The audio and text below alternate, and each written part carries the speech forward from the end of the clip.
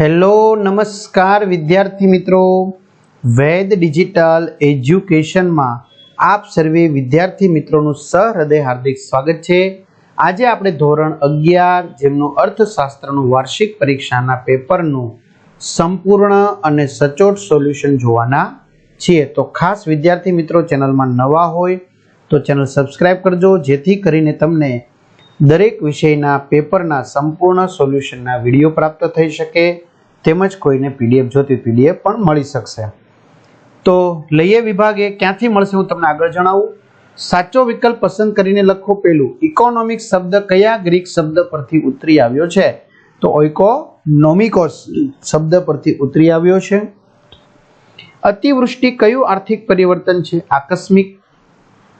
વસ્તુની કિંમતમાં વધારો થતા પુરવઠો વધે છે।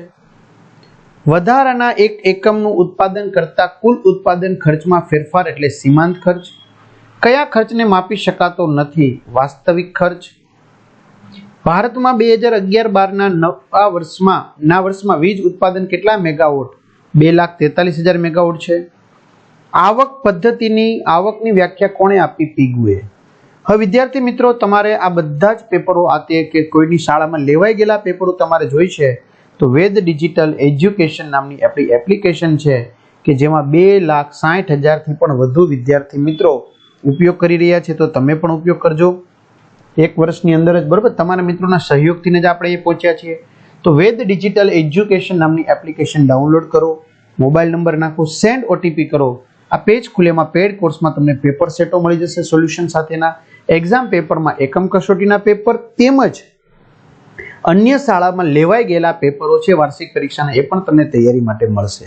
3 થી 12માં જાઓ એટલે તમારા ધોરણના કોમર્સ હોય કે આર્ટ્સ હોય બરાબર, એના વિષય ખુલશે, કોમર્સના આર્ટ્સના, અને એમાં તમને પેપરો પણ મળી જશે, સ્વાધ્યાય પણ તમને એમાં મળી જશે। અને હા, ખાસ વિદ્યાર્થી મિત્રો, શિક્ષક મિત્રો જે આ વિડીયો જોઈ રહ્યા છે બરાબર, તો એમને એક નમ્ર વિનંતી છે તમારા માટેની છે। એ પહેલા હું કહી દઉં, ઘણાને એમ થતું આમ છે ને તેમ છે ને, તો ભાઈ આ એક મોડેલ પેપરો હોય છે મિત્રો, આમાંથી ઘણું પૂછાતું હોય છે બરાબર। સરસ મજાનું આપને ખબર જ છે કે આપણું ઇકોનોમિક સવાણી સર લે છે તો એમણે આ પેપર તૈયાર કર્યું છે બરાબર। પણ આજ તમારી શાળાનું પેપરો એવું જરૂરી નથી હોતું, પણ આવા પેપરો 3-4 તમે કરો તો તમે સારામાં સારા માર્ક્સ મેળવી શકો એવું છે બરાબર। બાકી તો બેઠું મળે તો કાંઈ ન થાય। તો વ્યવસ્થિત પેપરની પીડીએફ બનાવી આપણો જે એનો એક વોટ્સએપ નંબર આપવામાં આવ્યો છે બરાબર, 9993454645। હવે આ નંબર ઉપર વોટ્સએપ કરશો એટલે તમને ફ્રીમાં મળશે। દાખલા કે તમારી પાસે પેપર લેવાઈ ગયું, તમે મોકલશો અમને, તો આપણે અહીંયા એક્ઝામ પેપરમાં મૂકી દઈશું બરાબર। તો જેને બાકી હોય ઉપયોગી થાય એને મોકલ્યું હશે, તમને ઉપયોગી થશે બરાબર। એટલે આ હેતુથી આપણે આ કામ કરીએ છીએ। એમાં આપણે કોઈ ફ્રીમાં જ છે બધું, એમાં કોઈ ખર્ચ નથી લેતા। કુલ આંતરિક પેદાશનું ટૂંકું સ્વરૂપ કયું? જીડીપી। પુરાતવાળું અંદાજપત્રક ક્યારે અનિવાર્ય છે? ફુગાવામાં। નીચેનામાંથી કઈ જવાબદારી રાજ્યની યાદીમાં નથી? રેલવે। વિભાગ બી, એક ગુણના પ્રશ્નો વિદ્યાર્થી મિત્રો આપણે જોવાના છે હવે અહીં બરાબર। તો ચાલો જોઈએ। આલ્ફ્રેડ માર્શલે આપેલ અર્થશાસ્ત્રની વ્યાખ્યા લખો। તો આલ્ફ્રેડ માર્શલના મતે અર્થશાસ્ત્ર માણસની રોજિંદી જિંદગીના વ્યવહારોનો અભ્યાસ કરતું કલ્યાણલક્ષી શાસ્ત્ર છે। કલ્યાણ કોની સાથે સંકળાયેલું છે? તો કલ્યાણ આર્થિક વિકાસ સાથે સંકળાયેલું છે। મિત્રો અહીંયા આપેલી જે સંજ્ઞા છે એનું અર્થઘટન કરો તો એમાં સંપૂર્ણ મૂલ્ય અનપેક્ષ માંગ દર્શાવે છે। અહીં વસ્તુની કિંમતમાં ફેરફાર થતા તેની માંગ સ્થિર રહે છે। વૈકલ્પિક ખર્ચ એટલે શું? ઉત્પાદનના સાધનનો જતો કરવો પડેલો શ્રેષ્ઠ વિકલ્પ એ ઉત્પાદિત વસ્તુનું વૈકલ્પિક ખર્ચ છે। અલ્પ હસ્તક ઇજારાની વ્યાખ્યા આપો। તો જે બજારમાં અલ્પ ઉત્પાદકો કે વેચનારાઓ સમાન ગુણી વસ્તુ અથવા નજીકની અવેજીની વસ્તુનું ઉત્પાદન કે વેચાણનું કાર્ય કરે અને હરીફાઈના પ્રમાણની તીવ્રતા વધુ હોય તે અલ્પ ઇજારો છે। ઓનલાઈન શોપિંગ એટલે શું? તો બજારમાં માંગ પામતી અને વેચાણ થતી વસ્તુઓ કે સેવાઓ ઉપલબ્ધ હોવી જરૂરી છે। હોમ ચાર્જીસ એટલે શું? તો બ્રિટિશ તાજના ભારતના વહીવટ પેટે વસૂલ કરવામાં આવતા ખર્ચાને હોમ ચાર્જીસ કહેવાય છે। દેશની પ્રગતિનો સાચો માપદંડ કયો છે? તો સામાન્ય રીતે દેશની પ્રગતિનો સાચો માપદંડ માથાદીઠ આવક છે। ખુલ્લું અર્થતંત્ર એટલે શું? તો જે અર્થતંત્રમાં કુટુંબો, ધંધાદારી પેઢીઓ, સરકાર, નાણાં બજાર અને વિદેશી વેપારની ભૂમિકા હોય તે ખુલ્લું અર્થતંત્ર છે. પંચાયતની આવકના સાધનો જણાવો. પહેલું, બંધારણ માન્ય અને રાજ્ય સરકારે મંજૂરી આપી હોય તેવા સ્થાનિક વેરા તથા દંડની રકમ, કેન્દ્ર સરકાર દ્વારા મળતું સીધું અનુદાન અને રાજ્યની વિવિધ યોજનાઓના અમલ માટે પંચાયતને ફાળવાતા નાણાં. વિભાગ સી 2 ગુણના સવાલો છે મિત્રો, એની યાદી લઈ લઈએ આપણે, બરાબર, કારણ કે તમે વિડીયો પોઝ કરીને જવાબ વાંચી શકશો.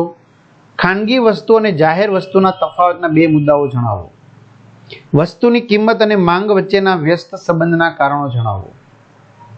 કયા સંજોગોમાં ઉત્પાદન જથ્થો અને પુરવઠા સરખા હોય છે? તફાવત આપો જથ્થો અને પુરવઠો. સમયનો ટૂંકો ગાળો એટલે શું? અથવા વાસ્તવિક ખર્ચ એટલે શું? ઇજારાના સંદર્ભમાં પેઢી એજ ઉદ્યોગ સમજાવો.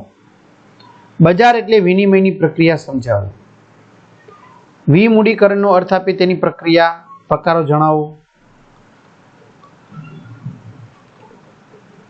ઉદારીકરણ એટલે શું તેનો ખ્યાલ સમજાવો. તો આ રીતે મિત્રો વિભાગ ડી 3 ગુણના. આંકડાકીય માહિતીને આકૃતિ આલેખમાં રજૂ કરતી વખતે કઈ બાબતો ધ્યાનમાં રાખશો? બરાબર, તો અહીંયા આપેલું છે એ પ્રમાણે તમારે વિડીયો પોસ્ટ કરતો જવાનું, લખતું જવાનું.